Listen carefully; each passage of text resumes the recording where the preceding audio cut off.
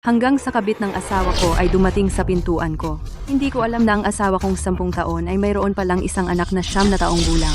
Chloe, kailangan kong ipaimbestiga sa iyo ang isang tao. Ang pangalan niya ay Victor Vance.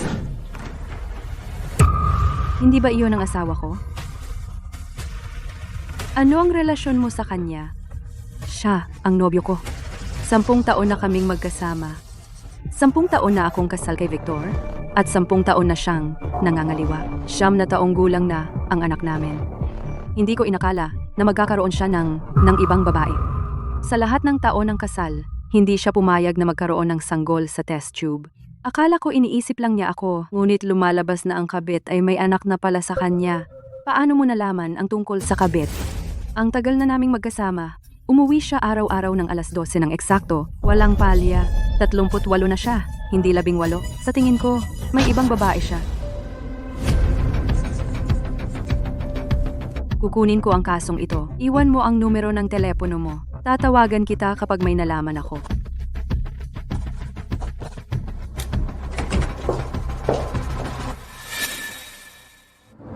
Clara, pumunta lang ako sa banyo.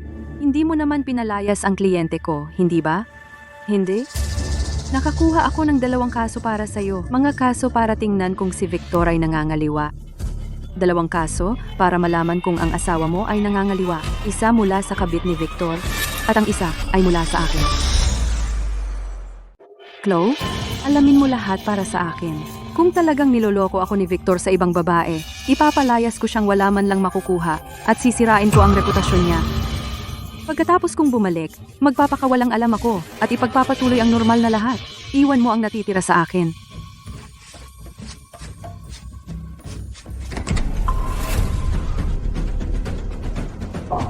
Clara, huwag kang gumalaw. Anong problema? Nakikita kong maalikabok dito. Gusto ko sanang linisin para sa'yo. Mahal, hayaan mo na sa kasambahayang mga ganyan. Hindi kita maaaring payagang gawin iyan. Oh, mahal, kailangan kong i-entertain isang importanteng kliyente ngayong gabi. Huwag mo akong hintayin sa hapunan. Huwag kang mag-alala. Makakauwi ako bago maghating gabi. Sigurado. Matagal na tayong magkasama. Tuwing hating gabi, parang orasan, umuwi siya sa tamang oras. 38 na siya, hindi 28. Sa tingin ko, pupunta lang siya sa ibang babae. Mahal, naaalala ko sa 10 taon nating pagsasama. Umuwi ka sa tamang oras araw-araw. Ikaw ang pinakamamahal kong asawa. Siyempre gusto kong umuwi at makasama ka. Aalis na ako. Hintayin mo ako sa bahay, ha? Kaya pala lahat ng kaligayahang akala ko'y akin ay tabing lang pala ng isang walang kwentang lalaki. Mukhang may kakaiba kay Victor. May nakatago kayang sa loob ng bookshelf na ito? Hindi ko mailabas ang librong ito.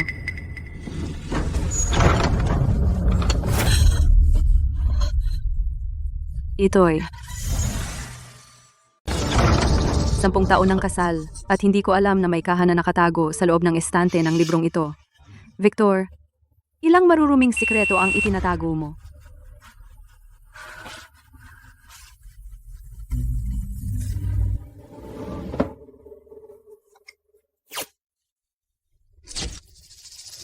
Nahanap ko!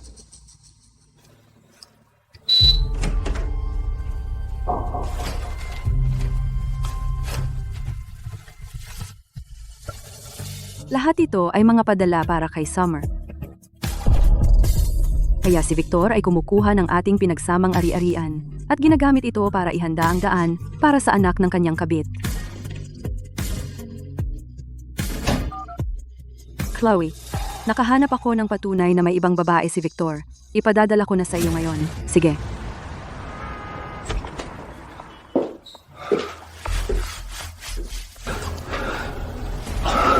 Gising ka pa?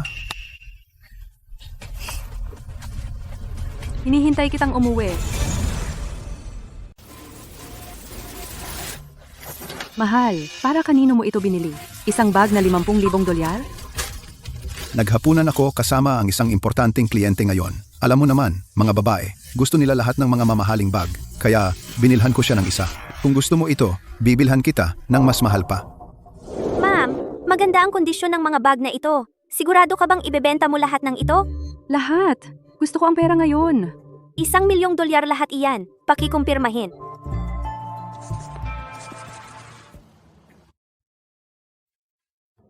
Ano ito? $1,000,000? Saan mo nakuha ang ganyang kalaking pera? Hindi mo ba sinabi na ang kumpanya ay nangangailangan lang ng puhunan para magsimula? Ibinenta ko lahat ng mga mamahaling bag ko. Heto, kunin mo. Gawin mo ang gusto mo. Clara, ipinapangako ko, hindi kita bibiguin habang buhay. Naniniwala ako sa'yo. Sige, maliligo na ako. Matulog ka na muna. Victor, noon, ibinenta ko ang mga mamahaling bag ko para matulungan kang mag-ipon ng yaman. Pero ngayon ko lang napagtanto na napakabobo ko pala. Hintayin mo lang. Ang ibinigay ko sa'yo, kukunin ko, pabalik ng may interes.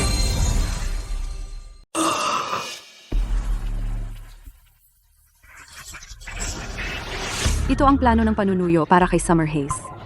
Ang asawa ko pala ay manunuyo sa kanyang kerida. Mahal, may isang mahalagang kliyente, ang kumpanya na gustong manuyo sa kasintahan niya. May ideya ka ba? Kailan pa ba kailangan ni Mr. Vance na asikasuhin ang mga personal na bagay na tulad nito? Mahalaga ang kliyenteng ito sa susunod na pagpopondo ng kumpanya. Hindi natin pwedeng sirain ito. Ikaw na kaya ang bahala? Ang asawa ko pala ay humihiling sa akin na magplano ng panunuyo para sa kanyang kerida. Ako ang bahala. Mabuti. Ihanda mo ang lugar sa pinakamataas na pamantayan ng industriya. Tsaka, ang singsing ng panunuyo ay dapat na walang katulad. Hindi problema ang presyo. Victor Vance, ang kapal talaga ng mukha mo na ipaplano sa asawa mo ang kasal para sa kerida mo?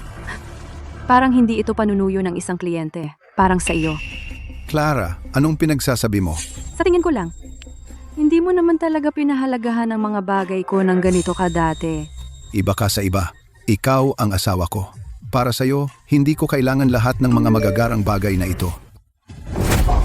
Mahal, may nangyari sa opisina. Kailangan kong umalis para asikasuhin iyon. Tsaka, may biyaheng negosyo ako bukas. Mawawala ako ng ilang araw. Bantayan mo ang paghahanda ng panunuyo. Huwag mo akong biguin. Huwag kang mag-alala. Ako mismo ang mangangasiwa. Clara, wala akong maibigay sa ngayon. Ito lang ang maibibigay ko sa'yo. Kapag nagkapera na ako, tiyak na bibilhan kita ng pinakamagandang singsing na brilyante. Ayoko ng singsing na brilyante. Ikaw lang ang gusto ko.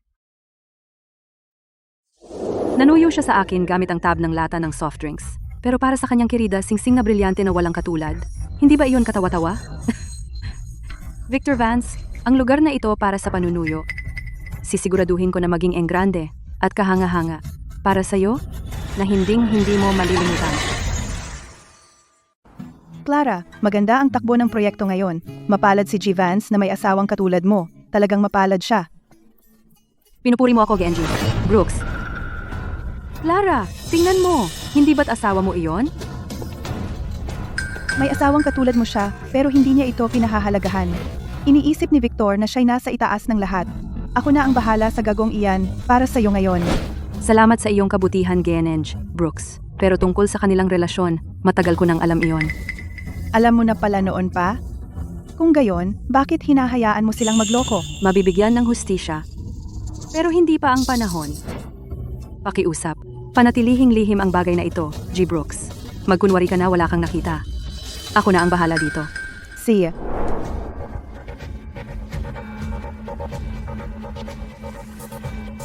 Si Victor Vance ay naglilipat ng pera sa account ni Summer Hayes.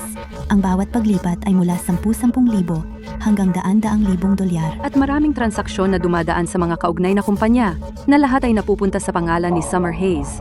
Magkano ang kabuuan? Maingat na tantiya. Mahigit $14,000,000. Ano? Talagang binigyan niya ng 100 million ang kanyang kabit? At hindi lang iyon. Ang Riverside Villa, ang mga tindahan sa kabayanan, at iyong nasa mamahaling distrito ng paaralan na apartment na binili mo, lahat ng mga ari-ariang ito ay nasa pangalan na ni Summer ngayon. Ginamit niya ang mga ari-arian nating mag-asawa para bigyang daan ang kanyang kabit, ang walang hiya niya. At eto pa. Handa na niya lahat. Ang kasunduan sa diborsyo sa akin. Malinaw na nakasaad sa kasunduan na plano niyang iwan ka ng wala, bibigyan ka lang ng maliit na $1,000,000 bilang tinatawag na kompensasyon. Binibigyan niya ng 100 million ang kanyang kabit, pero $1 milyong lang para iwanan ako sa panaginip niya? Clara, ano ang gagawin mo ngayon? Hindi ba siya hihingi ng kasal kay Summer? Sa ganitong masayang araw, siguradong kailangan kong pumunta at makisaya.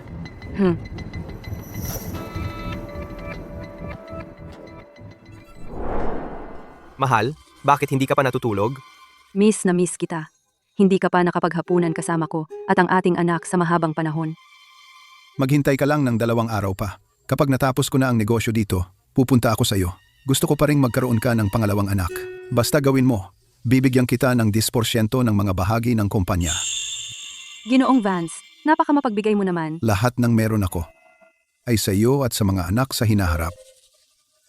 Aba, kailangan kong mag-isip ng mabuti. Mahal, huwag kang magmadali. Makapaghihintay naman ako.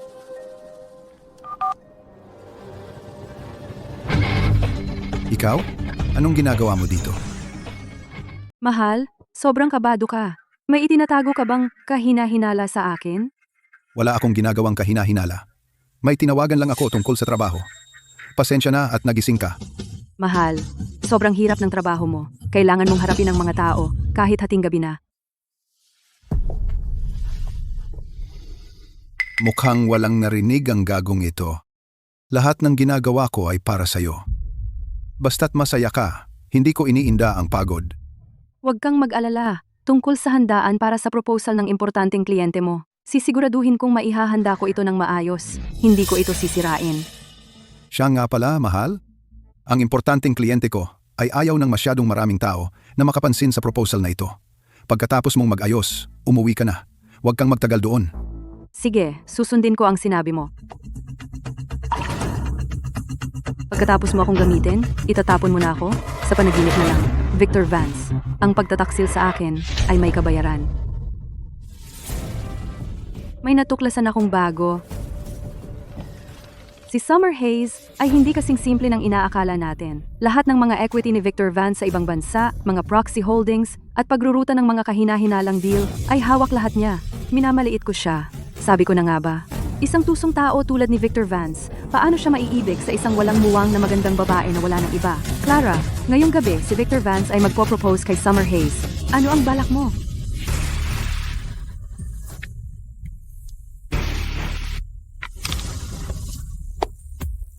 Ang asawa ko ay magpo-propose sa kanyang kabit. Bilang legal na asawa, dapat akong nandyan ng personal. Malapit nang mag-propose ang asawa ko sa kabit niya. Bilang legal na asawa, dapat talaga akong naroon.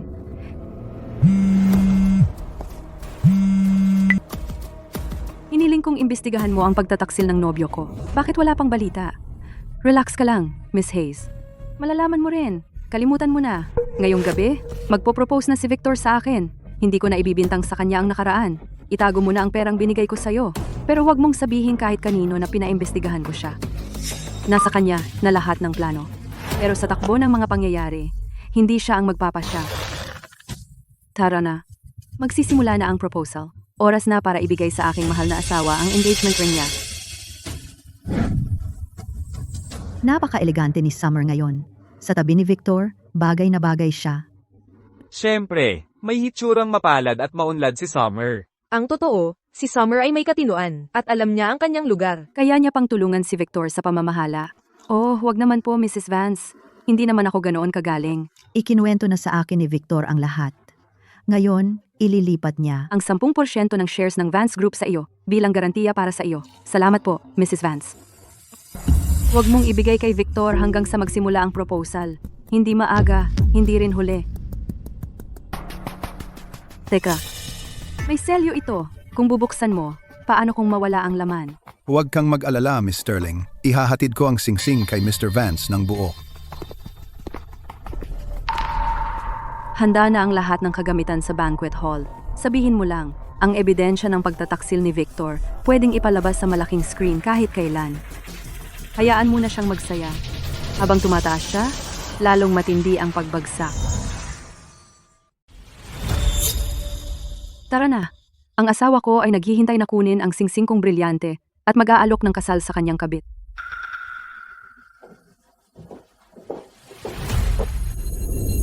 Salamat sa lahat ng dumating ngayong gabi. para saksihan kasama ko ang isang sandali na napakahalaga sa akin. Ang ilang mga tao ay karapat-dapat panghawakan habang buhay. Sa paglipas ng mga taon, nandyan siya sa akin sa napakaraming pagsubok. Napagtanto ko kung sino talaga ang gusto kong panghawakan.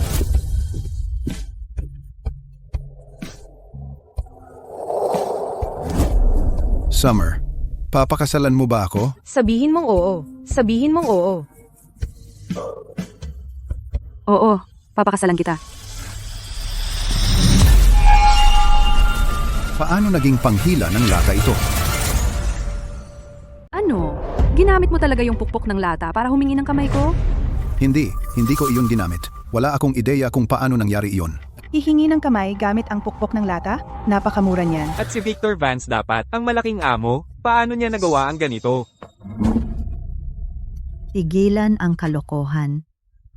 Paano naman nagawa ng anak ko na humingi ng kamay gamit ang pukpok ng lata? Siguradong pinakialaman niya iyon.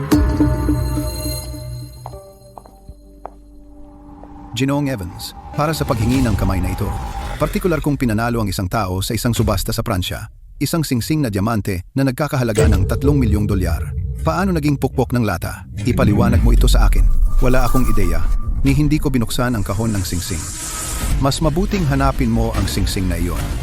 Kung hindi, makakalimutan mo na ang pagiging tagapamahala.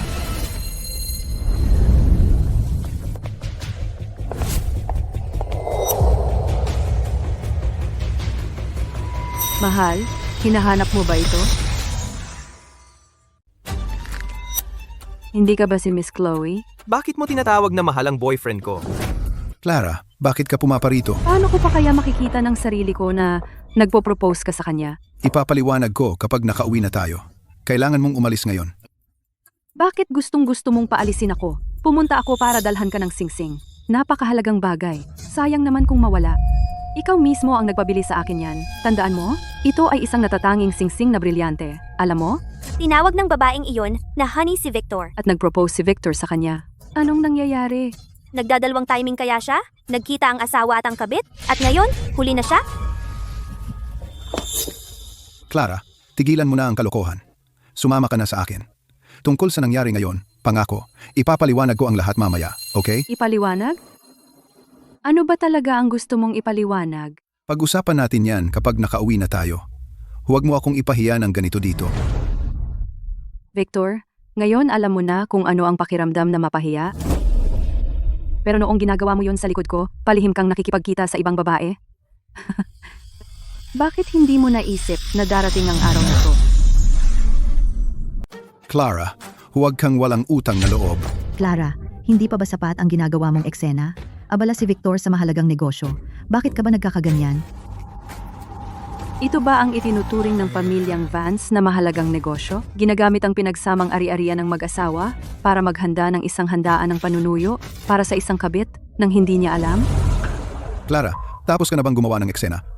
Tumahimik ka. Pasensya na sa kahihiyan, lahat. Ito ang dati kong asawa. Sa loob ng maraming taon, dahil hindi siya maaaring magkaanak, matagal na siyang may sama ng loob. Hindi niya ako matiis kapag may ibang babae sa paligid ko. Kaya pumunta siya dito para magkalat ng kalokohan. Pero hindi pa kami diborsiyado. Paano akong naging dating asawa? Clara, kailangan mong magkaroon ng konsensya. Sa mga nagdaang taon, ang pamilyang Vance ay hindi kapag ginawa ng masama. Kung hindi mo mapanatili ang puso ng asawa mo, dapat mong tingnan ang sarili mo sa halip na isisi sa iba. Tinawag mo ba akong kabit? Hindi. Huwag mong pakinggan ang kalokohan ng babaeng ito. Ano? Naglakas loob kang mag-alok ng kasal sa kanya ng patago sa akin? Pero wala kang lakas ng loob na sabihin sa kanya na 10 taon na siyang kabit? Summer, makinig ka sa akin. Hindi ka kabit. Ikaw lang ang mahal ko. Victor, alam kong may nangyayari. Bakit tuwing hating gabi aalis ka ng eksakto sa oras? Akala ko niloloko mo ako. Pero lumalabas na ako ang maruming sikreto. Summer, hindi ito ang iniisip mo. May dahilan ako. Huwag mo akong hawakan. Victor, ang mga maruming sikretong itinatago mo sa loob ng 10 taon ay mabubunyag ngayon.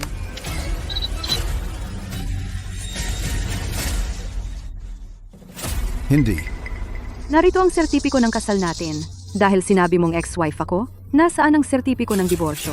Ipakita mo sa lahat. Kaya si Victor ay nandaya sa loob ng 10 taon habang kasal? At may anak pa siya? Itinago niya ng mabuti. Mukha siyang sobrang tapat. Paano siya nakagawa ng ganong kasuklam-suklam na bagay? Hindi mo talaga kilala ang isang tao. Patayin mo. Patayin mo ngayon na. Bakit nagmamadali ka? Simula pa lang ng palabas.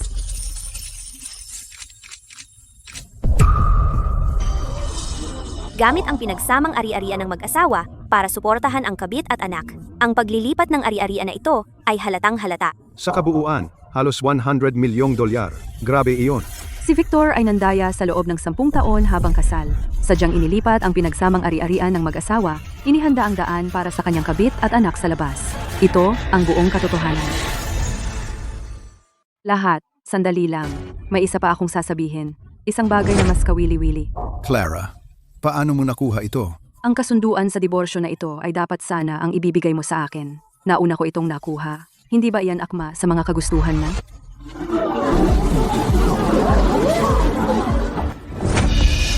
Inilipat niya ang daan-daang milyong ari-arian at iniwan siya na may $1 milyong na lang.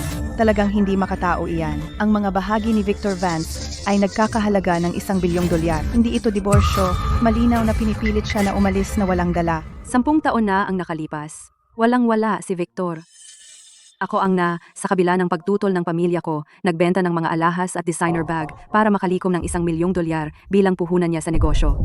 Ako rin ang sumama sa kanya sa mga business dinner, naghanap ng mga resources para sa kanya, nagpatatag ng mga koneksyon, at sinuportahan ang imahe niya. Sa loob ng 10 taon, sa loob ng pamilya Vance, at sa labas, sa mga usaping pangkorporasyon, ako mismo ang humawak sa lahat. Ako mismo ang kumuha ng isang lalaking walang-wala at ginawa siyang matagumpay na Mr. Vance na siya ngayon. Ngunit matapos umasenso si Victor, ang ibinalik niya sa akin ay 10 taon ng pagtataksil, paglilipat ng daan-daang milyon sa mga ari-arian ng mag-asawa, pagbili ng bahay at pagsuporta sa anak ng kanyang kabit, paghahanda ng kasunduan sa diborsyo, ng maaga upang palayasin ako nang wala akong makamit. Kinukuha mo ang imperyong itinayo ko kasama ka at ibinibigay mo na lang sa iba. Victor, talagang wala kang utang na loob at wala kang puso.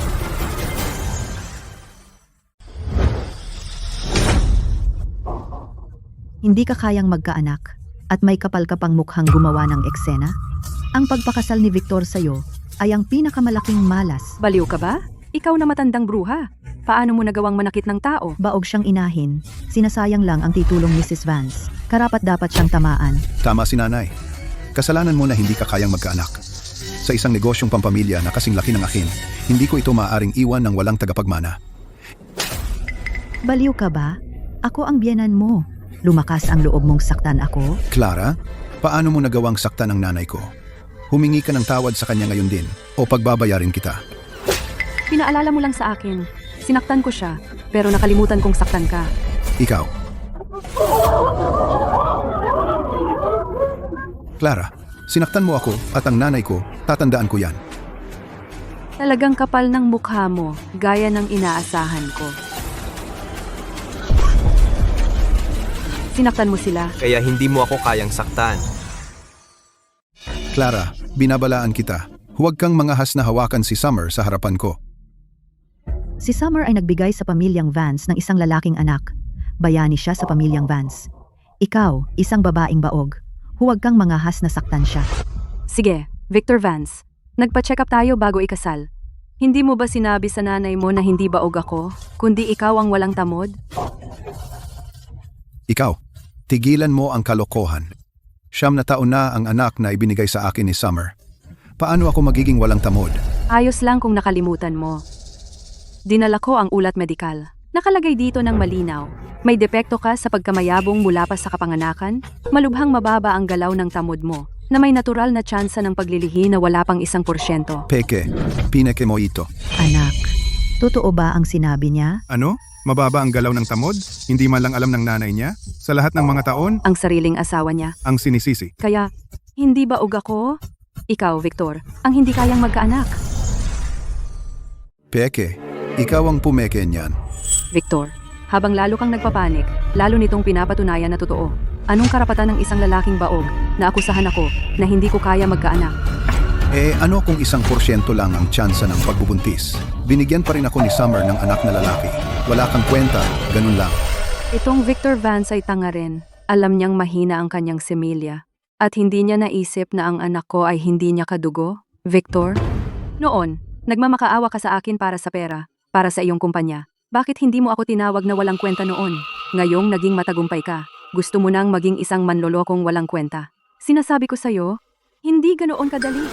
Ano ba talaga ang gusto mo? Lahat ng ebidensya ngayong gabi, nakapag-imbak na ako. Bawat sentimo ng mga ari-ari ang pangkasal na inilipat mo, bawat lupaing binili mo, bawat sentimong ginastos mo sa iyong kabits. Bababawiin ko ang lahat nito sa legal na paraan. Ipapaalam ko sa lahat na ikaw, Victor Vance, ay isang hamak na walang utang na loob. Hindi mo kayang gawin ito. Ang Vance Group ay nasa isang kritikal na panahon ng pananalapi ngayon. Hindi nito kakayanin ang ganitong iskandalo. Isang kumpanyang umangat sa pamamagitan ng pagsasamantala sa asawa ay dapat malugi na lang. Ang Vance Group ay gawa ng iyong buhay rin. Kahit na hindi mo pinapahalagahan ang 10 taon nating pagsasama, hindi mo dapat iwanan ang Vance Group. Victor, nakakatawa ka. Tungkol sa ating pagsasama, sa sandaling nagkaroon ka ng kabit at gumawa ng kasunduan para iwan akong wala, lubos na itong naubos. Ngayon, galit na lang ang meron ako para sa iyo. Ang utang mo sa akin, babawiin ko ang lahat, bawat sentimo. Para sa mga murang at peking pangako, nararapat lang sila sa basura. At siya, kaawa-awa at kasuklam-suklam siya. Kaya, nagsisinungaling ka pala sa akin sa lahat ng panahon? Napilitan akong maging kabit mo sa loob ng 10 taon? Talaga? Summer, pakiusap, hayaan mo akong magpaliwanag. Talagang mahal kita. Huwag mo akong suklamin sa pagmamahal mo. Summer. Clara, hindi pa ba sapat ang gulo na ginawa mo? Ginugulo mo ang lahat? Nasiyahan ka na ba ngayon? Malayo pa. Bukas ng 10:00 ng umaga, makikipag-ugnayan sa iyo ang abogado ko. Kasunduan sa diborsyo, pagbawi ng ari-arian, demanda para sa paglilipat ng mga ari-arian ng mag-asawa, walang isa man ang makakaligtaan.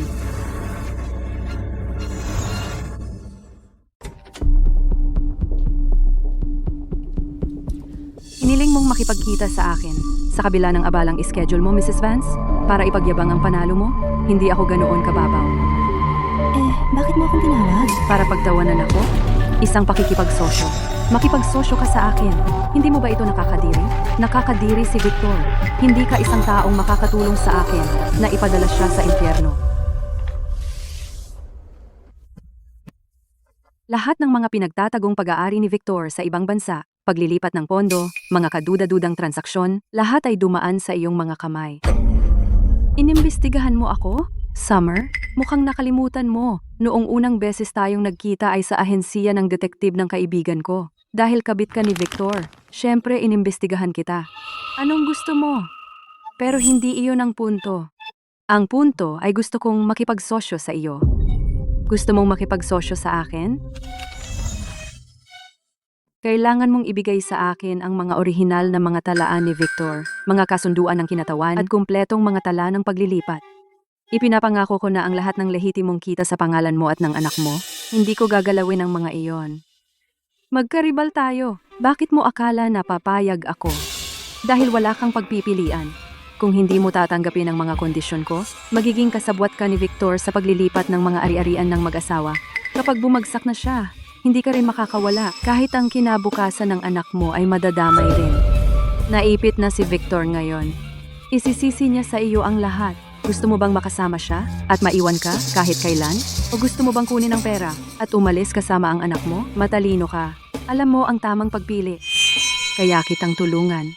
Pero kailangan ko ng buong kabayaran. At dapat mong protektahan ang kaligtasan ko at ng anak ko. Oo naman. Dalhan mo ako ng katibayan na gusto ko. Mas maaga, mas mabuti. Sang-ayon.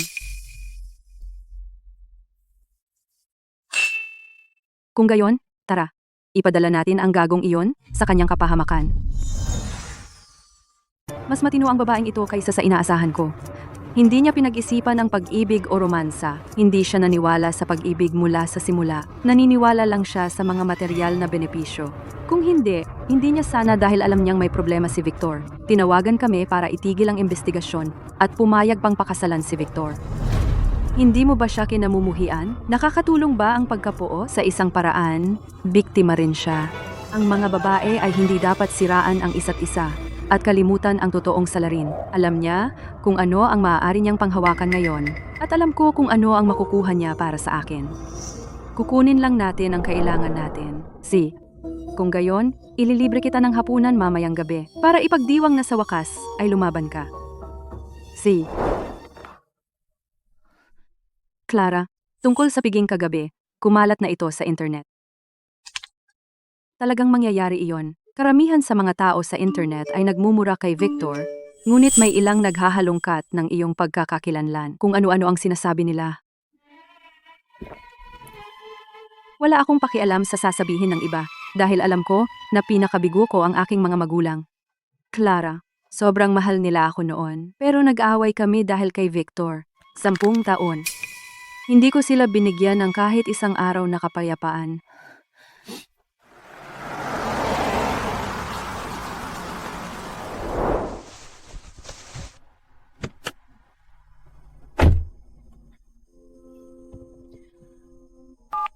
Kumusta, Ginoong Sterling? Ako si Chloe, kaibigan ni Clara. May mga bagay na kailangan kong sabihin sa inyo. Clara, huwag kang matakot. Nandito si nanay. Nanay, tatay, Lucas, ako. Bakit ako nakauwi? Oh, anak. Isang bagay na ganito kalaki, bakit mo ito hinarap ng mag-isa? Nanay, pasensya na. Huwag kang humingi ng tawad. Magiging Sterling ka palagi. Kung gagawan ka nila ng mali, umuwi ka. Nandito lang kami palagi, para sa'yo. Ang kapal ng mukha ni Victor Vance. Paano niya nagawang gawin ito sa'yo? Babalatan ko siyang buhay. Nagsimula siya ng maliit na basurang kumpanya at ngayon gusto na niyang maging manloloko. Nakakadiri. Kung hindi dahil sa'yo sa mga nakaraang taon. Ang kanyang basurang kumpanya hindi sana lumago ng ganoon kabilis. Malaki ang utang ni Victor Vance sa'yo. Kukunin natin sa kanya ang buong kabayaran para sa'yo. Mabuti nang nakabalik ka. Huwag kang mag-alala. Nandito kami. Wala nang makakapang-api sa'yo. Salamat nanay at tatay. Salamat Lucas. Wala ka bang inihanda para sa minamahal nating anak? Bilisan mo, ipakita mo sa amin. Ito ang sulat ng pahintulot para sa pangunahing operasyon at bahagi rin ng mga dokumento sa paglipat ng pangunahing bahagi. Pinirmahan ko na. Clara, mula ngayon, ikaw ay ang tagapangulo ng Sterling Group. Ang lahat ng pag-aari ng pamilya ay sayo. Walang sino man ang makakapagpahirap sa aking minamahal na anak kailanman. Bilang kapatid mo, inihanda ko ang puhunang ito ang pangkat ng mga abogado, mga kasosyong bangko, at mga daanan ng pamamahagi para sa iyo. Inayos ko na lahat, pwede mong gamitin kahit kailan. Ang utang ni Victor sa iyo Ay hindi lang isang paghingi ng tawad. Dahil naglakas loob siyang pahirapan ang aking mahal na anak ng husto. Sisiguraduhin kong hindi na siya makakabangon. Papa, Mama, sobra na ito. Hindi ko na kaya. Lucas, sariling usapin ko ito. Hindi ko dapat hayaan kang magpasan ng labis para sa akin. Clara, may sarili akong kumpanya. Ang mga ari-arian ng pamilyang Sterling ay hindi naging mahalaga sa akin. Ang pinapahalagahan ko ay ang dami ng pinagdaanan mo sa 10 taong ito. Naglakas loob si Victor na pakialaman ang kapatid ko, papagbabayarin ko siya. Tama si Lucas. Ang pamilyang Sterling ang iyong sandigan. Gawin mo ang gusto mo, sige lang. Nasa likod mo kami. Huwag kang mag-alala sa iba. Nagawan ka ng masama, kaya bawiin mo ang lahat ng may interes. Sige, ang utang ni Victor sa akin, bababawiin ko ito ng paisa-isa, kasama ang lahat ng interes. Ginoong Vance, opisyal ng si Clara Sterling naghain ng diborsyo sa korte. Kumpleto ang ebidensya niya. Halos lahat nito ay matibay na ebidensya, pabor sa kanya. Wala na ba tayong magagawa? Kung dadalhin natin ito sa korte, napakaliit ng tsansa mo. Ang pinakamainam mong gawin ngayon ay ang makipag-areglo sa kanya. Ano? Sinira niya ako ng ganito at inaasahan mong makikipag-areglo ako? Ginoong Vance, ang pakikipag-areglo ang pinakamainam mong hakbang. Kung ito ay dadating sa paglilitis, ang lahat ng pondo ng kumpanya ay malalagay sa panganib.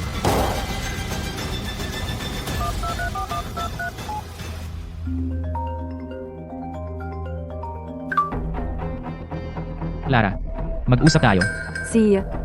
Sa totoo lang, mayroon akong mga lumang kalat na dapat kong itapon.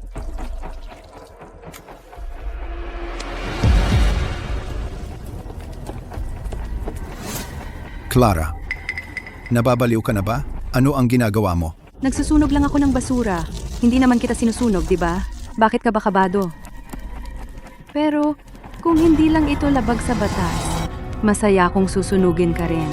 Clara, bawiin mo ang demanda. Bibigyan kita ng 3 milyong dolyar bilang kabayaran sa iyo. 3 milyong dolyar? Kulang pa ba?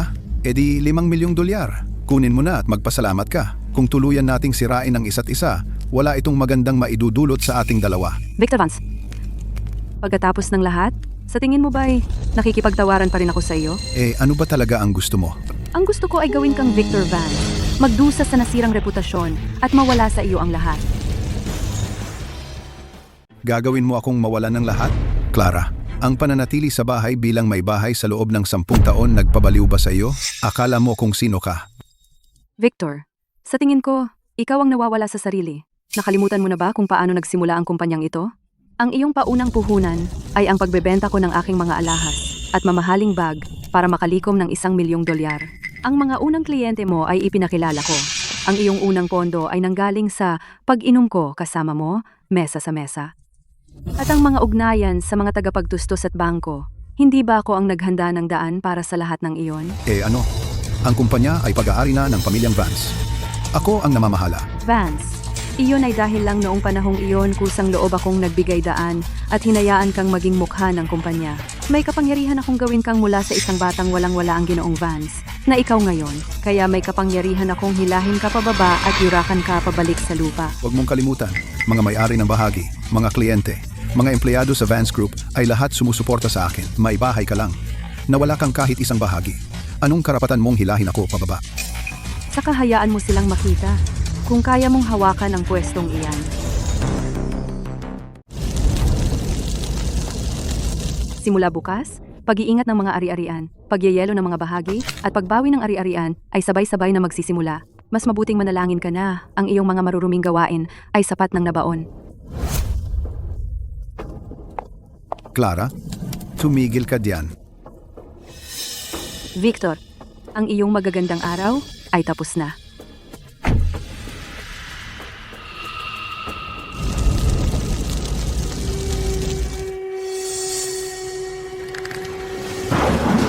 Clara, sandali lang. Ginoong Vance, may nangyari? Anong nangyari? Ang insidente noong araw ng bangkete ay kumakalat. Mga grupo ng kamara ng kalakalan, mga kasosyong grupo, at mga medyang pampinansyal. Lahat ay nagbabahagi nito. Wala ng kontrol. Ang babala sa mga kita kada quarter ay lumampas na sa linya ng babala. 3 malalaking institusyon naglagay ng mga order ng pagbebenta magdamag. Ang halaga sa pamilihan ay patuloy pang bumababa. Nasaan ang PR team? Bawat taon, ang kumpanya ay gumagastos ng napakaraming pera sa inyong mga tao. Para saan ko ba kayo binabayaran? Lumabas na ang unang pahayag. Walang naniniwala dito. 10,000 komento ang lahat ay pumupuna sa atin. Mas pinapalalim pa ng mga vlogger sa pananalapi ang pag-iimbestiga. Ginoong Vance, nasa iyo na ngayon ang opinyon ng publiko. Tungkol ito sa paglilipat ng mga ari-arian ng mag-asawa, panloloko sa asawa, para umalis ng wala man lang makuha. Para sa imahe ng kumpanya, ito ay isang mapanirang dagok. Hindi na ito kayang iligtas ng PR. At sa panig ni Clara, matibay ang mga ebidensyang lumabas. Kapag nagsimula na ang formal na demanda, mawawala na sa kontrol ang opinyon ng publiko. Ginoong Vance, malaking problema. Vanguard Building Materials, Summit Capital, Grand Ocean Bank, lahat ay nagpadala ng mga abiso ng pagwawakas. Gayon din, 4 na malalaking proyektong pinag-uusapan ay nag-anunsyo na hindi sila makikipagtulungan. Dahil sa personal na iskandalo ng tagapagtatag, ang kredibilidad ng tatak ng Vance Group ay lubhang nasira. Bumagsak ng husto ang presyo ng mga stock. Pababain mo ang boses. Maghanap ng media, maghanap ng koneksyon, gumastos ng kahit ano para mapatigil ito. Ginoong Vance, hindi na kayang ayusin ng pera ito.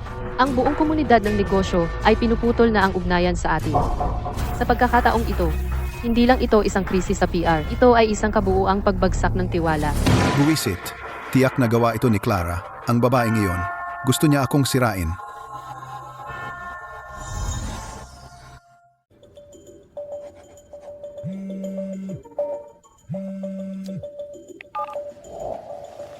Clara, yung mga bagay na yon sa internet, sinadya mo bang ilabas yon? Ang mga maruruming bagay na ginawa mo, Natatakot ka bang malaman ng iba? Sabihin mo ang presyo mo. Anong kailangan para tumigil ka na? Victor? Lahat ng ito, kasalanan mo lahat. Pinahahalagahan ng negosyante ang kita at integridad. Ipinagkanulo mo ang asawa mong 10 taon. Sino ang nakakaalam kung sasaksakin mo ang mga kasosyo mo sa negosyo sa likod? Tumahimik ka. Kung hindi mo ito sinadyang gawin, hindi sana magkakaganito ang Vance Group. Gumawa ka ng napakalaking eksena para lang sa pera, di ba? Magkano ba para tumigil ka na? Victor, hindi ko gusto ang pera mo. Ang gusto ko ay kunin ang lahat sa'yo.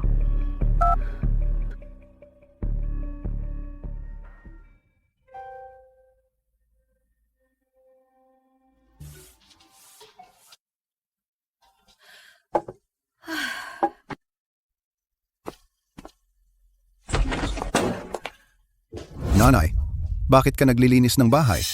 Okay lang. Magulo ang lugar. Konti lang ang ginawa ko. Summer, pinagawa mo ba sa nanay ko ang gawaing bahay? Kung hindi siya, sino pa? Ikaw ba? Hindi ka naman dati. Ganyan. Puro pagpapanggap lang yon. Ayoko nang magpanggap. Anong sinabi mo? Victor, sa puntong ito, hindi ko kailangang magpaka-inosente at masunurin. Niloko mo ako para maging kabit mo sa lahat ng mga taon na ito. Utang mo sa akin ang paliwanag? Ano ang gusto mo? Ibigay mo sa akin ang bahagi ko sa pera.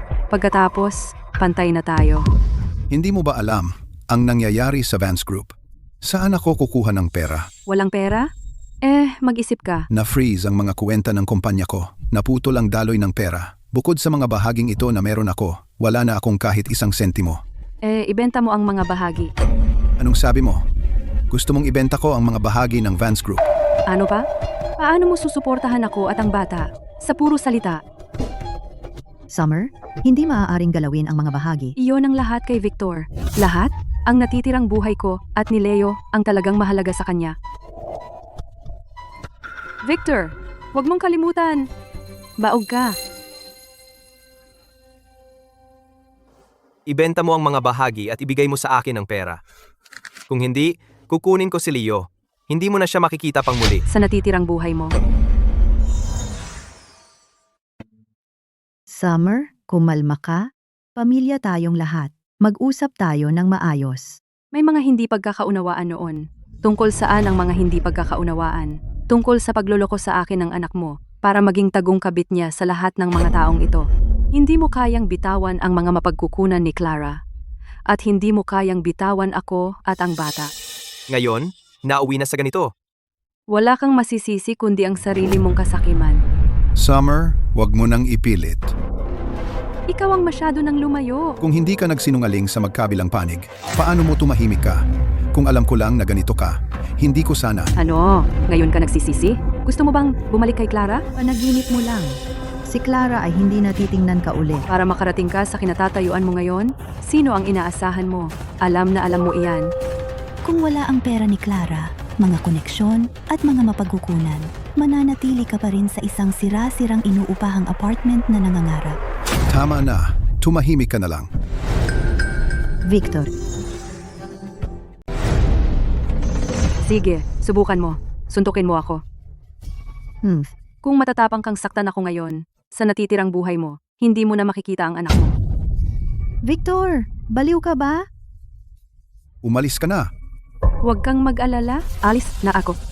Pero ang utang mo sa akin, walang kulang kahit isang sentimo.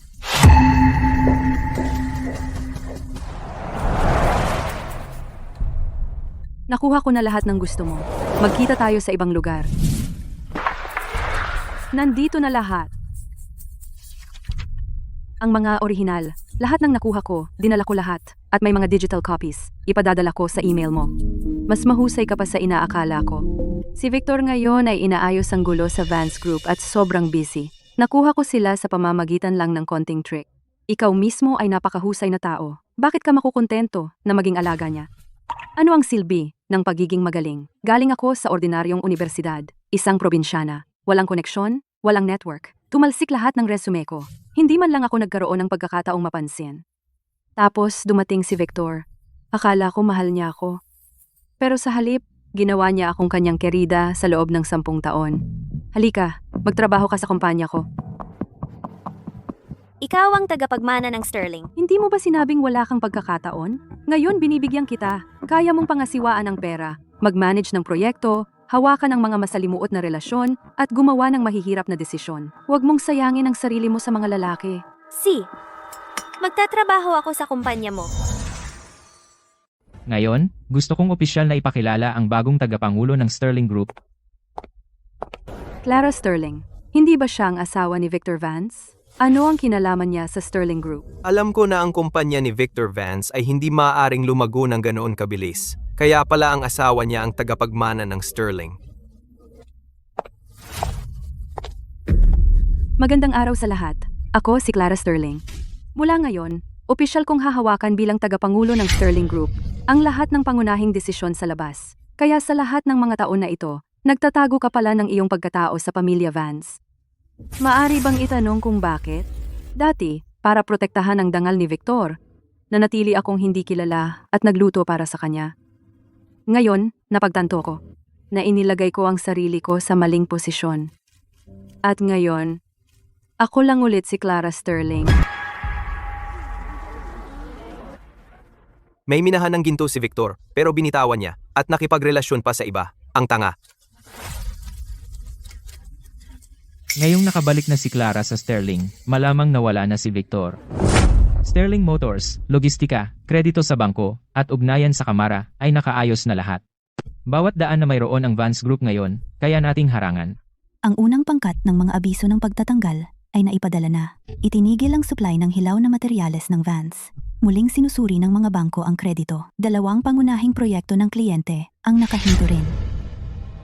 Ang mga bagong panlabas na pinagkukunan ng pondo ni Victor, naasikaso ko na lahat. Sa sandaling kumilos siya, may mauunang haharang sa kanya. Hindi ko lang gusto na magdusa siya ng ilang araw. Gusto kong putulin ng tuluyan ang lahat ng mga daan ng pagtakas ni Victor. G. Vance. Kakapadala lang ng Horizon Auto Parts ng formal na abiso para tapusin ang lahat ng kooperasyon sa panustos sa Vance Group. Ang ating bagong binuong kotse ay ganap ng huminto. Tawagan na agad ang ibang tagapagtustos.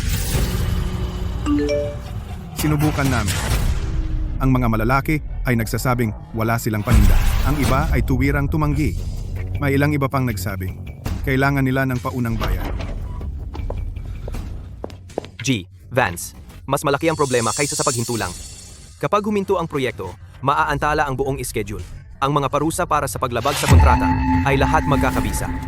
Batay sa kasalukuyang tantiya, ang unang bahagi ng mga bayad pinsala pa lang ay higit sa $100 milyong na. Kung lalo pang lalawak ang paghinto, patuloy na dadami ang mga bayad pinsala. Dagdag pa ang pagbagsak ng presyo ng mga sapi kanina, ang paghigpit ng kredito, at mga pagkalugi mula sa pagtatapos ng kontrata. Ang kakulangan sa daloy ng pera ng kumpanya ay lubos na nakalantad. Ngayon, humihingi ng materyales ang obra, nagpipilit ang mga kasosyo para sa progreso, humihingi ng bayad ang mga bangko at hindi na makayanan ng mga tauhan ang lahat. Clara, J. Vance. Kung sa loob ng 3 araw hindi tayo makakahanap ng alternatibong kadena ng panustos at gumaganang kapital, Vance Group ay mahuhulog sa isang estado ng hindi mapigilang utang. gawan mo ng paraan. Kahit ano ang kailangan mong mabawi ang mga kalakal at pera.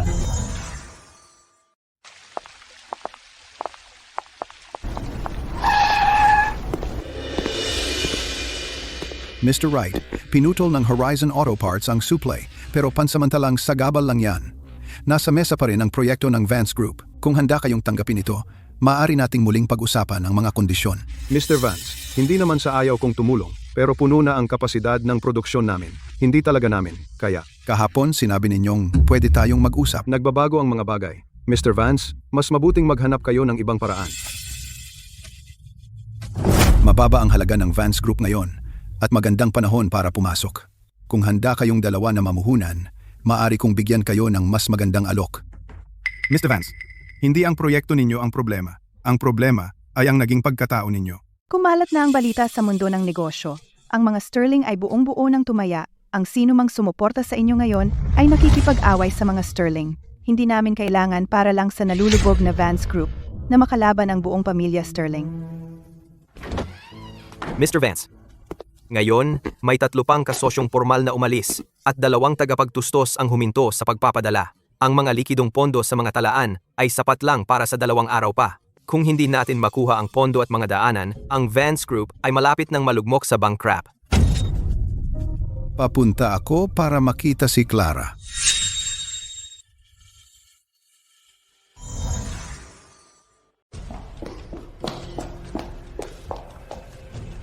Mr. Vance, may appointment ka ba?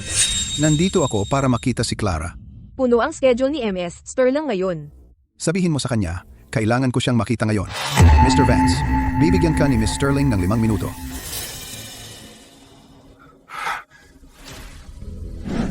Pasok.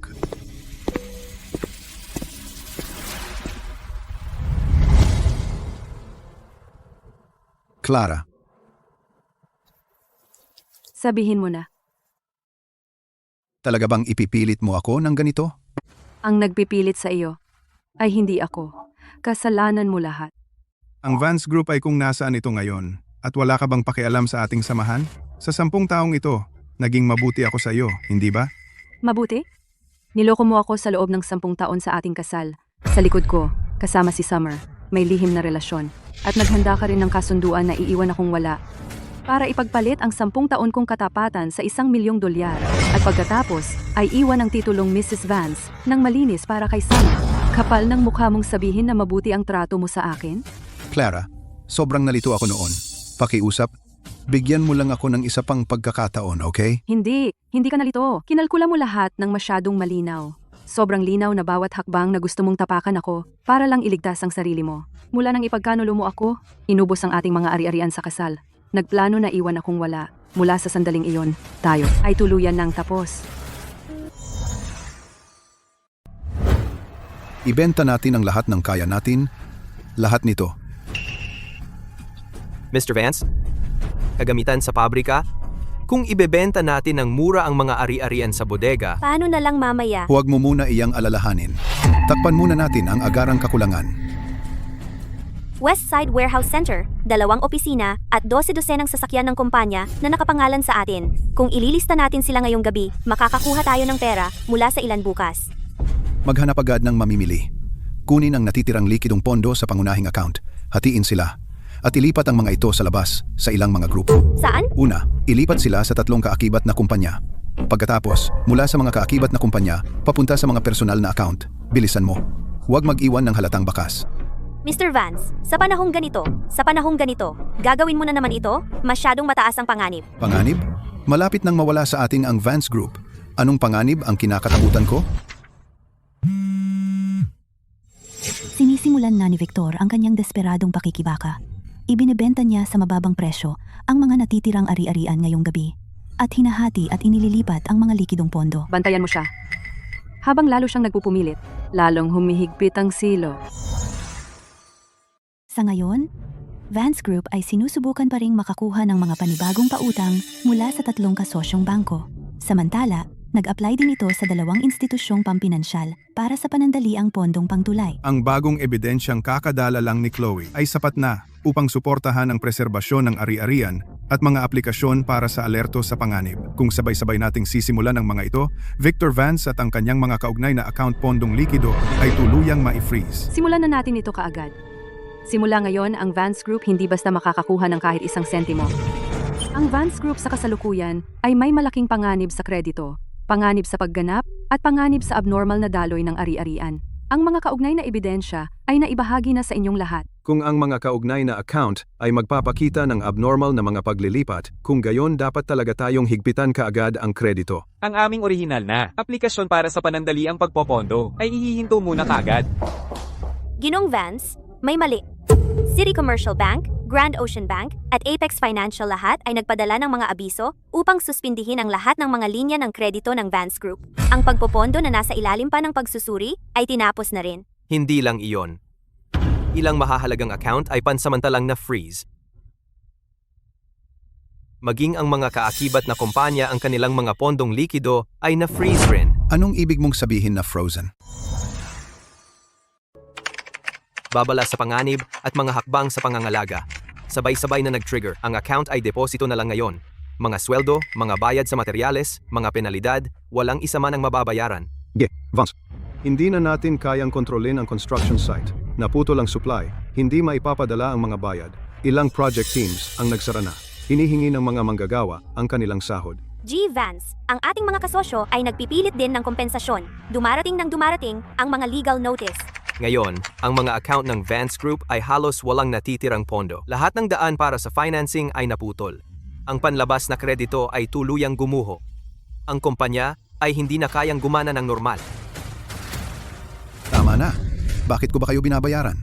Kailangan ko ng solusyon. Hindi para sabihan na nalulugi ang kumpanya. Naputol ang daloy ng puhunan ng Vance Group. Pagsuspinde ng mga proyekto, pabigat na kompensasyon. Victor, ang perang ininvest namin ay hindi nilayon na lumubog kasama ng iyong negosyo. Dapat bigyan mo kami ng paliwanag. Kumalat na ang personal mong iskandalo sa buong internet na nagdulot ng pagbagsak ng reputasyon ng kumpanya. Totoo iyan. Ngayon, narito na ang malubhang krisis. Kailangan mong maghanap ng solusyon. Sa nakikita kong kalagayan ng kumpanya, mas nababahala ako kaysa kanino man. Makakahanap ako ng paraan, pangako. Mr. Vance, hindi na ito ang oras para sabihin mong makakahanap ako ng paraan at balewalain kami. Ang Vance Group ay nalulugi ng husto. Sino ang magbabayad sa mga shareholder para sa kanilang mga pagkalugi? Bilang chairman, kailangan mong kumilos at lutasin ang krisis na ito. Hindi pa nababayaran ang mga pondo ng proyekto. Kailangan mong bigyan kami ng paliwanag. Pinipilitan mo ako ngayon. Pero ano ang maitutulong nito sa kumpanya? Dahil wala ka ng kakayahan na ayusin ito, wala kaming magawa kundi simulan ang susunod na hakbang. Gusto mo akong alisin? Ako mismo ang nagtatag ng Vance Group. At kinaladkad mo ito sa gilid ng bangin. Mr. Vance, kung hindi mo malulutas ang krisis na ito, makakahanap kami ng taong makakalutas nito. Gusto mo akong palayasin? Sa panaginip mo lang. Sa akin ang Vance Group, walang makakaagaw nito sa akin.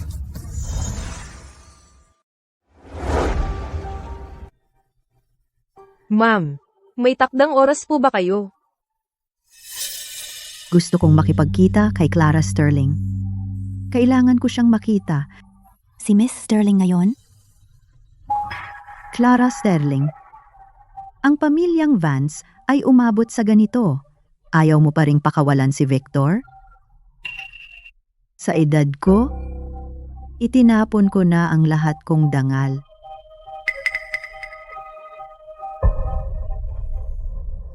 Nakikiusap ako, maawa ka naman. Bigyan mo ng paraan ang pamilyang Vance. Hindi ba yun ang nanay ni Mr. Vance? Sobrang walang hiya.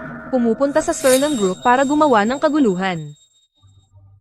Kahit gaano pa man kasama si Victor, 10 taon siyang naging asawa mo. Pagkatapos ng lahat ng taon ng inyong pagsasama, sinusubukan mo ba siyang itulak sa libingan?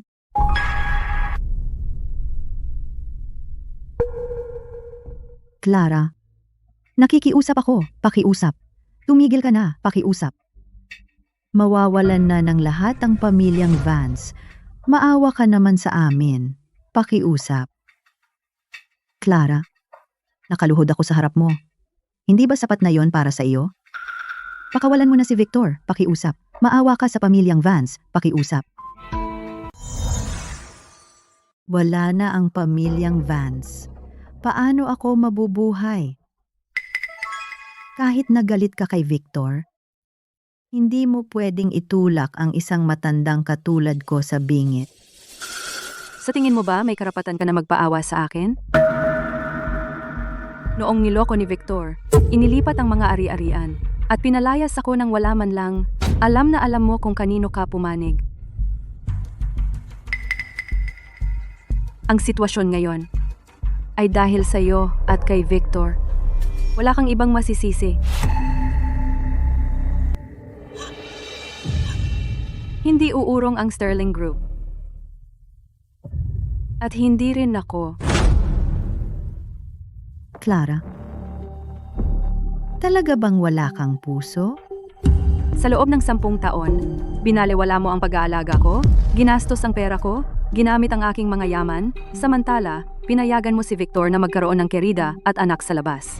At sa huli, pinayagan mo pa siyang gamitin ng kasunduan sa diborsyo. Para palayasin ako ng wala man lang. Isang gago na katulad mo ay walang karapatang tawagin akong walang puso. Naging ganito si Victor. Hindi dahil malupit ako, kundi dahil siya ay isang walang utang na loob, walang pusong gago. Ang gulo mo ngayon ay hindi ko kasalanan. Ito ay karma. Clara, nakikiusap ako sa'yo ng nakaluhod. Hindi mo ba pwedeng, hindi ako magpapakita ng awa. At hindi ako uurong. Ang utang sa akin ng pamilyang Vance, babawiin ko ang bawat huling sentimo. Talaga bang gusto mo kaming sirain? Ang buhay at kamatayan mo, ano ang kinalaman yan sa akin? Palabasin sila. Mula ngayon, walang sino man sa pamilyang Vance ang makakatuntong muli sa Sterling Group. Opo, Miss Sterling.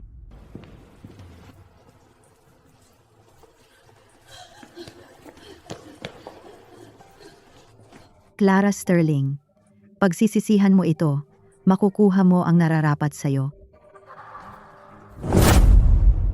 Mga ebidensya ng pagtataksil, mga pahayag ng bangko, mga kasunduan ng proxy, mga tala ng pagbebenta ng mga ari-arian sa mababang halaga, at mga screenshot ng mga kahina-hinalang paglilipat ng pondo ay naisampa na lahat. Sapat na ang kadena ng ebidensya. Ang demanda sa diborsyo at pagbawi ng ari-arian ay maaaring isampa ng sabay. Una, ang petisyon sa diborsyo. Pangalawa, ang paghahabol para sa pagbawi ng mga ari-arian ng mag-asawa. At pangatlo, ang aplikasyon para sa preserbasyon ng mga ari-arian. Mag-apply kami para i-freeze ang mga natitirang ari-arian ni Victor Vance, kabilang ang mga account sa bangko, mga bahagi ng Vance Group, mga rehistradong real estate at sasakyan, at mga asset na matutunton sa ilalim ng mga kaakibat na pangalan. Kamakailan, sinusubukan din niyang ibenta ang mga fixed asset sa mababang presyo at ilipat ang mga likidong pondo. Naisama ko na ang bahaging ito bilang karagdagang ebidensya. Siguraduhin mong hindi niya maililipat kahit $1. Sige, ang aplikasyon ay magsasama ng pagbabawal sa pagbebenta, pagbabawal sa paglilipat, at pagbabawal sa pagtatago ng mga ari-arian bilang mga mapilit na hakbang. Ipagkalat ang balita. Dominante si Clara. Kinokontrol na niya ang kasal sa loob ng maraming taon. Magpakalat ng chismis na gagawin niya ang lahat para sa yaman ng pamilya. Magpeke ka pa ng ilang chat logs at i-leak mo sa mga insider. Mr. Vance, hindi ba delikado ang magpeke ng content? Malapit nang mabangkarote ang Vance Group. Bakit ka pa mag-aalala sa panganib ngayon? Ngayon, umalis ka na at gawin mo na. Opo, Mr. Vance. Lumayas ka na.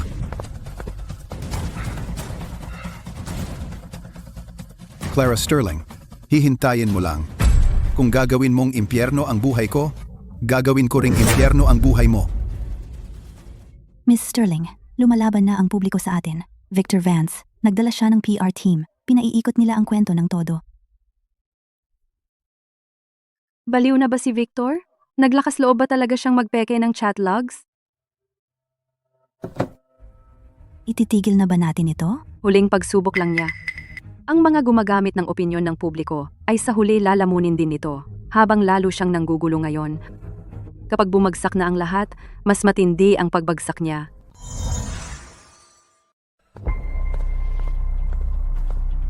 Natunton na namin ang pinagmulan. Nagbayad si Victor sa pamamagitan ng isang tagapamagitan na kumpanya. Umupa siya ng 2 PR team. Dagdag pa ang 3 bot farm. Pinapaikot ng mga account nila ang naratibo. Nasa atin na ang lahat ng ebidensya. Ngayon, ilalabas na natin ang ebidensya, lahat-lahat na, tapos kukuha tayo ng PR at haharapin natin sila ng direkta. Gusto kong malaman kung magkano ang pera ng isang kumpanyang malapit ng malugi. Ang talagang kayang gastusin para dito? Peke ang mga chatlog. Napakarumi ni Victor. Hindi niya maayos ang ugali niya, kaya ngayon nagdadagdag pa siya ng panibagong kasinungalingan. Ano bang ginagawa mo? Hindi mo ba nakikita na ang opinyon ng publiko ay bumaliktad? Nagbabana ng mga account ang mga platform, Mr. Vance. Nakatanggap na kami ng mga legal na abiso. Hindi na kami makapag-post.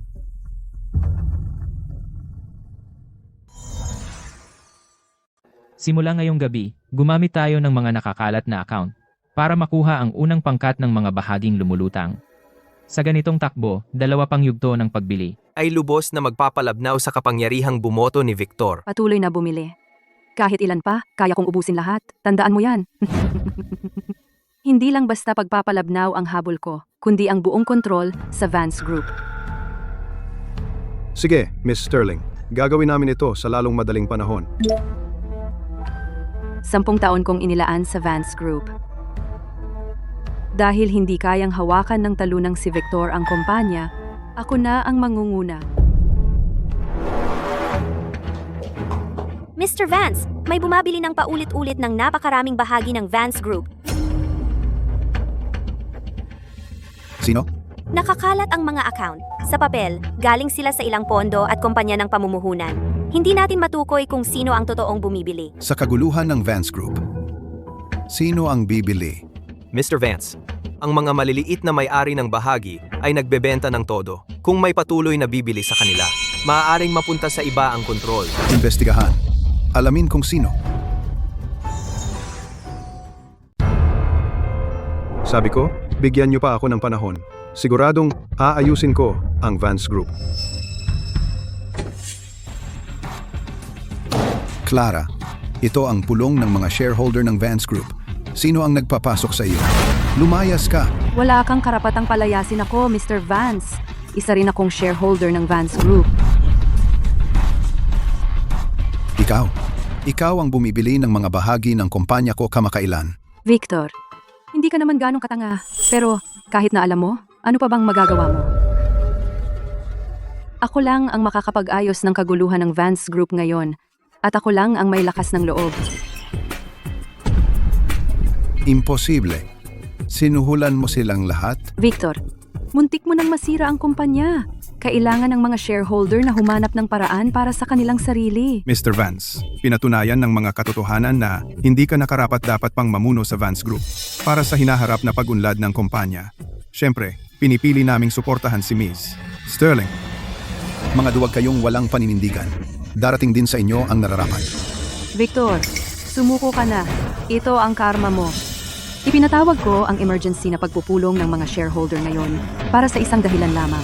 At iyon ay para alisin ka bilang chairman ng Vance Group. Itinatag ko ang Vance Group. Anong karapatan mo para tanggalin ako? Ang pagtatatag ng kumpanya ay hindi nangangahulugang maaari mo itong sirain. Victor, alam mo ang patakaran na ang panalo ay may-ari ng lahat. Hindi ko na kailangang ituro sa iyo iyan. Sadyang naghihiganti ka. Sa tingin mo'y paghihiganti? Kung gayon, tawagin mo itong paghihiganti. Pero ano ang gagawin mo tungkol dito? Ito ang desisyon ng mga shareholder. At ang kabayarang, kailangan mong bayaran. Ayon sa mga alituntunin ng kumpanya, tungkol sa pag-alis kay Victor Vance sa posisyon ng chairman, mangyaring iboto ninyo. Huwag kang maniwala sa mga kasinungalingan ng babaeng ito. Ako ang nagtatag ng Vance Group. Itinayo ko ang Vance Group mula sa wala. Ngayon, ang Vance Group ay nahaharap lamang sa isang maliit na pagsubok. Tiyak na aayusin ko ito. Basta't patuloy ninyo akong susuportahan. Sa susunod na taon ay bibigyan ko kayo ng dagdag na 10%. Hindi, bibigyan ko kayo ng 20% pang dividendo. Victor, kahit ngayon, ikaw ay nangangako pa rin ng walang laman sa mga shareholder. Kalimutan mo na ang mga dividendo sa susunod na taon. Kung mananatili ang Vance Group sa iyong mga kamay, mababang karota at malilikida ito sa loob ng 1 linggo.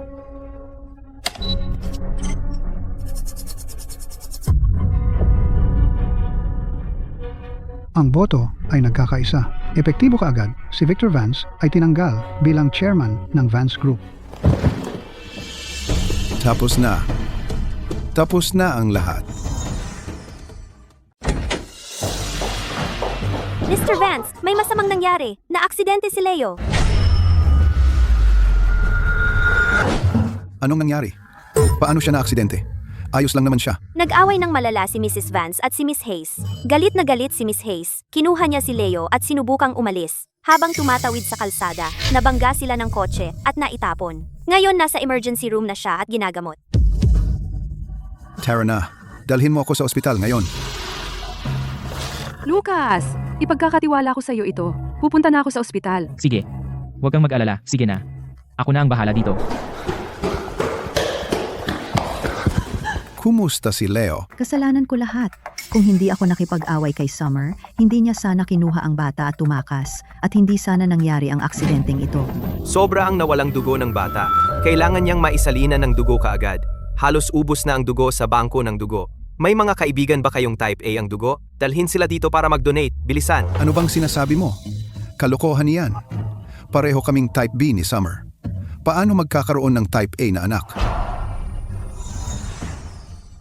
Tama ang mga resulta ng ating pagsusuri. Uri A ang dugo ng bata. Kritikal ang kalagayan ng bata ngayon. Wala akong oras para makipagtalo sa iyo tungkol dito.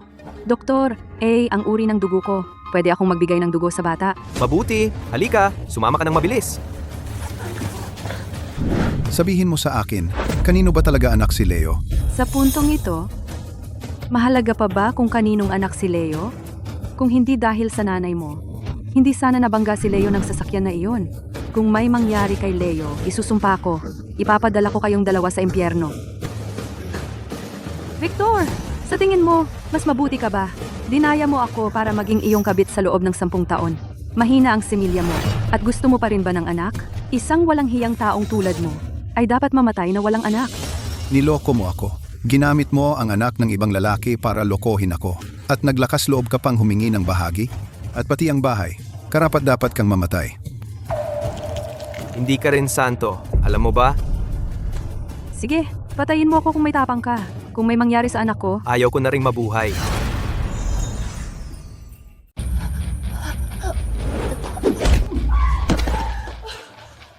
Victor, duwag ka talaga.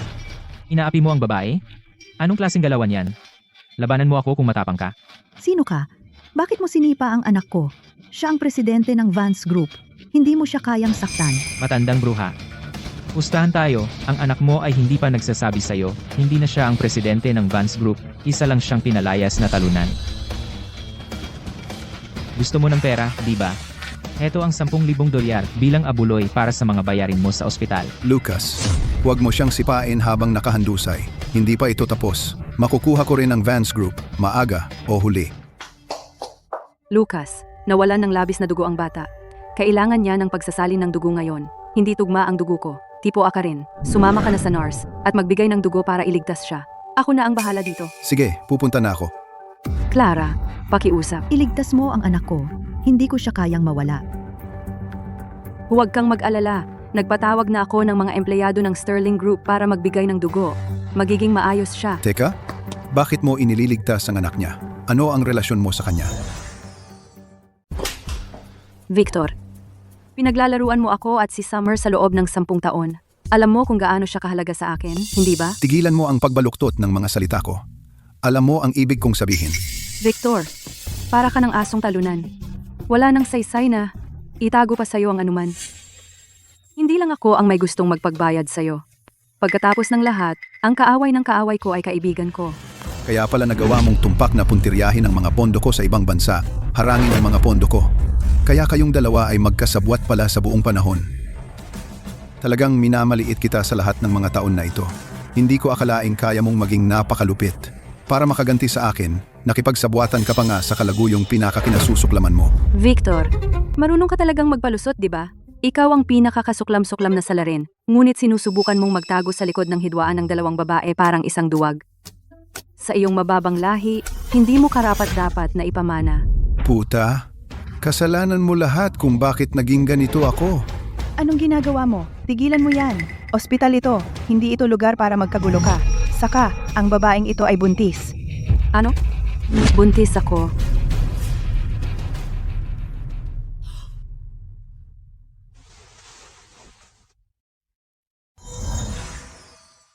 Ano? Buntis siya? Gaano na siya katagal? 3 buwan na siyang buntis. Pero delikado ang pagbubuntis niya. Kailangan niyang mag-ingat. 3 buwan. Kaya anak ko ito, tama? Clara, ikaw. Buntis ka talaga? Buntis ka? Sa akin ito, hindi ba? Doktor, sigurado ka bang buntis ako? 3 buwan ka nga ngang buntis. Narito ang medical report mo. Kaya nga tumanggi ang nurse na mag-donate ka ng dugo. 10 taon na akong nagnanais magkaanak. At ngayong maghihiwalay na tayo, buntis ako.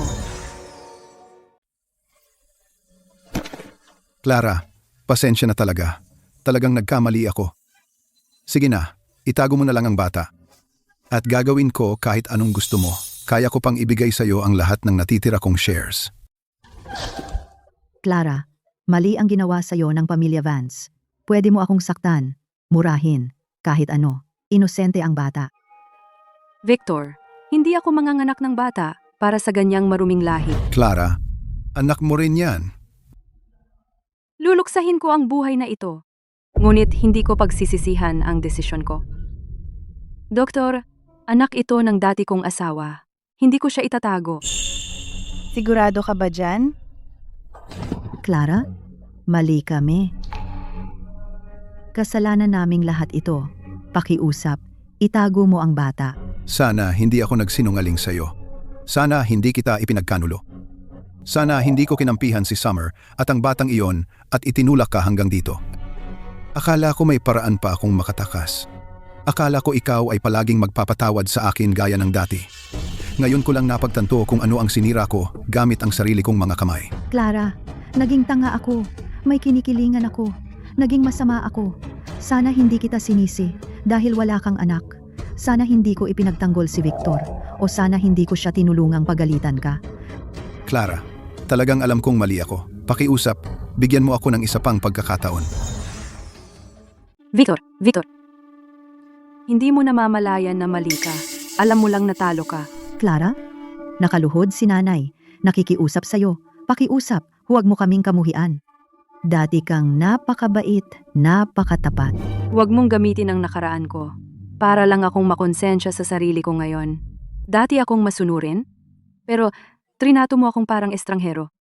Tiniis ko yan dati, at niyurak mo ako. Kaya ang dating malambot ang puso, na laging nagbibigay daan, na lagi kang kinukonsinti, ang Clarang iyon ay patay na. Clara, talagang hindi mo na ako mapapatawad? Ang mga paumanhin mo? Narinig ko yan, pero hindi ko yan tatanggapin. At ayoko, para sa dating ako sa nakaraang 10 taon, napatawarin ka. Doktor, nagdesisyon na ako. Ayoko sa batang ito. Sundan mo ako. Aayusin ko na ang operasyon mo. Wala na ang bata. Wala nang tagapagmana ang pamilyang Vance. Nabigo ko ang mga ninuno ng Vance. Salamat sa paghikayat sa lahat na magbigay ng dugo. Sabi ng doktor, kung hindi ka tumulong, hindi na sana nailigtas ang Leo ko. Tumigil ka na sa pag-iyak. Puntahan mo na ang anak mo. Katatapos ko lang ng maliit na operasyon kasama sina Chloe at Lucas. Nandito sila. Sapat na. Talagang gago si Victor. Paano niya nakuha ang kapal ng mukha na hilingin sa iyong panatilihin ang bata? Sa huli, ginawa pa niyang magpa-opera ang kapatid ko. Papatayin ko na yang gago ngayon din. Lucas, huwag kang padalos-dalos. Lucas, tigilan mo na. Nasa ganitong kalagayan na si Clara. Gusto mo ba talaga na mag-alala rin siya sa'yo? Hindi ko na talaga kaya. Si Lucas. Kumusta ang nanay ni Victor? Nakuha niya ang nararapat sa kanya. Na-stroke ang nanay niya. Malamang, sa natitira pang buhay niya, siya ay mamamalagi sa silyang degulong. Mukhang ang balita na nagpalaglag ako ay ikinagulat nila ng husto. Ang matandang bruha ay gumugol ng 9 na taon sa pag-aalaga ng isang apo na hindi naman niya kadugo. Sinira niya ang tunay niyang apo. At ngayon, na-stroke siya. Karapat-dapat naman talaga sa kanya. Yan. Clara, ginawa ko ang hiniling mo.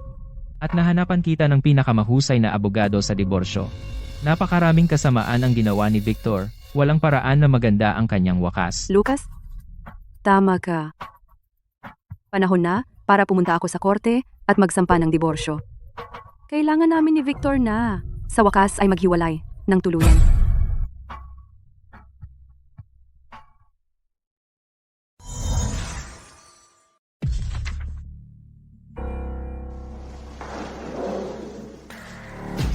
Binabasa na ng korte ang hatol nito. Matapos ang paglilitis, napatunayan na ang akusado, si Victor Vance, sa panahon ng kasal ay nagkaroon ng matagalang hindi wastong relasyon sa ibang babae. Ito ay isang malaking pagkakamali sa kasal. Bukod pa rito, paulit-ulit na inilipat ng akusado at itinago ang pinagsamang pag-aari ng mag-asawa. Bumili siya ng real estate para sa ibang tao, mga komersyal na ari-arian at iba pang malalaking ari-arian. Malinaw ang mga katotohanan at tiyak ang mga ebidensya. Umayos sa hukuman. Napagpasyahan ng korte na ang kasal sa pagitan ng nagsasakdal at akusado ay tuluyan ng nasira. Ipinagkakaloob ang diborsyo. Dahil ang akusado, si Victor Vance, ay nagkasala ng malaki sa kasal at sadyang inilipat ang pinagsamang pag-aari ng mag-asawa ayon sa batas tungkol sa mga ari-arian sa kanyang pangalan. Ang 2/3 ng mahahating pag-aari ay ibibigay sa nagsasakdal, si Clara Sterling. Tungkol sa bahagi ng pinagsamang pag-aari na inilipat ng akusado pagkatapos ng pagpapatunay ang mga kaugnay na bank statement, real estate, mga kontrata ng bilihan, mga dokumento ng rehistrasyon ng komersyal na ari-arian at mga resibo ng bayad ay kumpleto at balido. Inuutusan ng korte ang akusado, si Victor Vance, sa loob ng itinakdang panahon na ibalik ng buo ang inilipat na daan-daang milyong pinagsamang pag-aari ng mag-asawa kabilang ang, ngunit hindi limitado sa, Riverside Villa, tindahan sa downtown, ang mamahaling apartment malapit sa paaralan, at mga kaugnay na kita sa investasyon upang legal na isama sa muling pamamahagi ng pinagsamang pag-aari ng mag-asawa. Dito nagtatapos ang pagbabasa ng hatol. Kung hindi sumasang-ayon ang alinmang partido sa hatol na ito, maaari silang mag-apela sa loob ng itinakdang panahon ayon sa batas.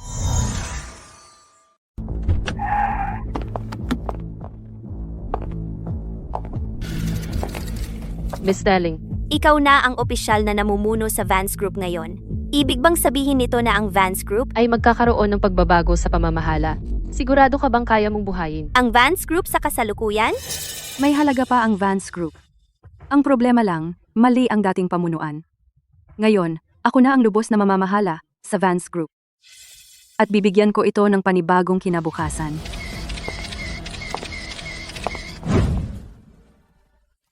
Simula ngayon, lahat ng pangunahing negosyo ng Vance Group ay lubusang susuriin. Mga kahina-hinalang transaksyon, mga iligal na hawak, mga peking kontrata, mga nakatenggang pondo, lilinisin natin lahat ng mahahanap natin. Anumang iligal na gawain ay isusuko sa mga autoridad. Miss Sterling, ang ilang lumang negosyo ay lubhang masalimuot. Kung puputulan natin sila agad, baka maapektuhan ang daloy ng pera. Ang daloy ng perang batay sa maruming mga kuwenta ay hindi pa mamahala, pagtatanim iyan ng mina. Unang yugto, isuspindi ang mga mapanganib na proyekto. Ikalawang yugto, ipakilala ang Sterling supply chain bilang kahalili. Ikatlong yugto, muling makipag-ayos sa kredito ng bangko at mga kontrata sa mahahalagang kliyente. Sira na ang reputasyon ng Vance Group. Babalik pa ba ang mga kasosyo? Pagkatapos umalis ni Vic, ang pinagmumulan ng panganib para sa Vance Group ay naalis na. Ang Sterling Group ay magbibigay ng mga rekomendasyon para sa mga proyektong sumusunod sa batas. Dadami pa ang mga kasosyo. Sa mga salita ni Miss Sterling, lahat kaming mga namumuhunan ay makakapanatag na. Simula ngayon, huhukayin ko ang lahat ng kabulukan at hayaang muling tumubo ang iba.